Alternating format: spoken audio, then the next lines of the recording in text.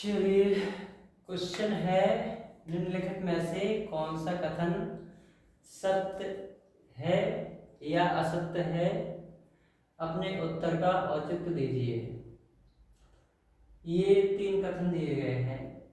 पहला कथन है प्रत्येक पूर्ण संख्या एक प्राकृतिक संख्या है। दूसरा है शून्य ना तो ऋणात्मक और ना ही धनात्मक पूर्णांक है। तीसरा है किन्हीं दो परिमेय संख्याओं के बीच अनेक परिमेय संख्याएं होती हैं। पहले कथन को देखते हैं। प्रत्येक पूर्ण संख्या एक प्राकृतिक संख्या है। पहले क्वेश्चन में क्या है, प्रत्येक पूर्ण संख्या एक प्राकृतिक संख्या है। तो सबसे पहले तो आपको पूर्ण संख्या पता होनी चाहिए और प्राकृतिक संख्या पता होनी चाहिए। तो पूर्ण संख्याएं क्या होती हैं? 0, 1, 2, 3, 4 डॉट डॉट डॉट डॉट, इसी प्रकार लिखते चले जाओ जहां तक लिख सको। ये पूर्ण संख्या मतलब होल नंबर्स, W से प्रदर्शित कर दो इसको। और दूसरा नेचुरल नंबर्स n, प्राकृतिक संख्याएं क्या होती हैं? 1, 2, 3, 4 डॉट डॉट डॉट डॉट, इसी प्रकार लिखते चले जाओ। देखिए, अब इस कथन को हमें पता करना है कि ये कथन, ये बात सत्य है या असत्य है, ये हमको पता करना है। तो सत्य और असत्य सामने है।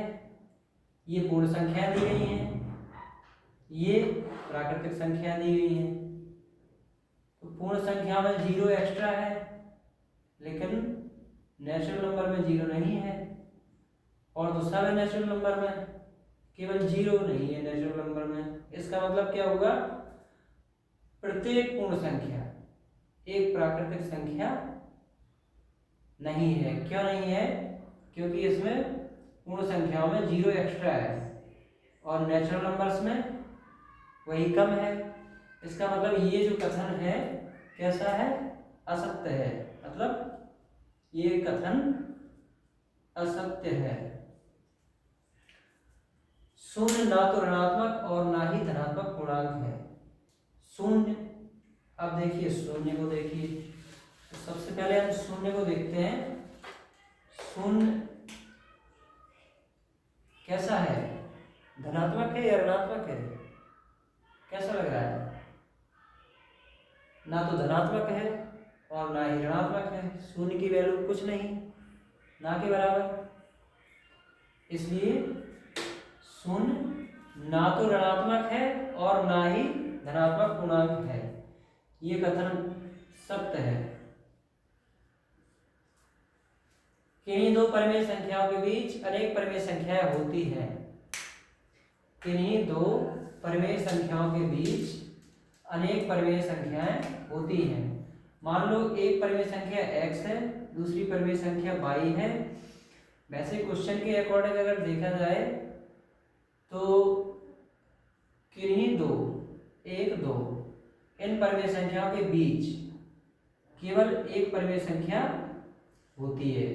होने के लिए तो बहुत हो सकती हैं, लेकिन यदि क्वेश्चन कह दे किन्हीं दो परिमेय संख्याओं के बीच परिमेय संख्या ज्ञात कीजिए, तो बीच परिमेय संख्या निकालने के लिए इन दोनों संख्याओं को जोड़ के आधा कर दो, तो ये बीच की परिमेय संख्या प्राप्त हो जाएगी। और यदि अगर ऐसा कर दिया जाए कि किन्हीं दो परिमेय संख्याओं के बीच में 1, 2, 3, 4, 5, 6, 7, 8, 9, 10 मतलब एक से अधिक परिमेय संख्या अगर प्राप्त करनी है तो फॉर्मूला क्या हो जाएगा? मान लो n परिमेय संख्या ज्ञात करनी है और ये है x परिमेय संख्या और ये है y परिमेय संख्या और n परिमेय संख्या हमें इन दोनों परिमेय संख्याओं के बीच में ज्ञात करनी है। तो हमें फॉर्मूला क्या होगा? यहाँ पे मान लो x plus p, x plus 2p, comma इसी प्रकार जितनी चाहो उतनी, जिसमें इन संख्याओं की संख्या यानी एक संख्या ये, दूसरी ये, तीसरी ये परिमेय संख्या है, ये इन संख्याओं की संख्या कितनी है? n। तब फॉर्मूला क्या होगा? y minus x upon n plus 1, जिसमें p की वैल्यू होगी और x की वैल्यू तुमको पता होगी और y की वैल्यू पता होगी।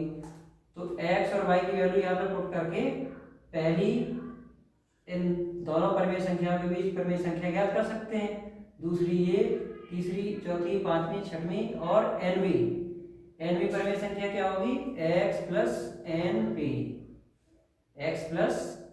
पी। तो अगर ऐसा कह दिया जाए कि नहीं दो परमेय संख्याओं के बीच परमेय संख्या ज्ञात कीजिए, तो केवल एक ही परमेय संख्या होगी। और अगर कहीं दो परमेय संख्याओं के बीच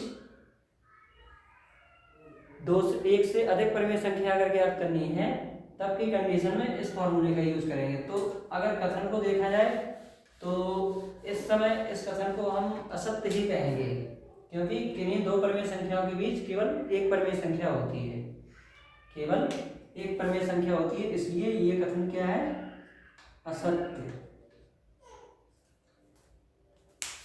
तो क्वेश्चन हुआ पूरा और वीडियो भी हुआ पूरा। ओके।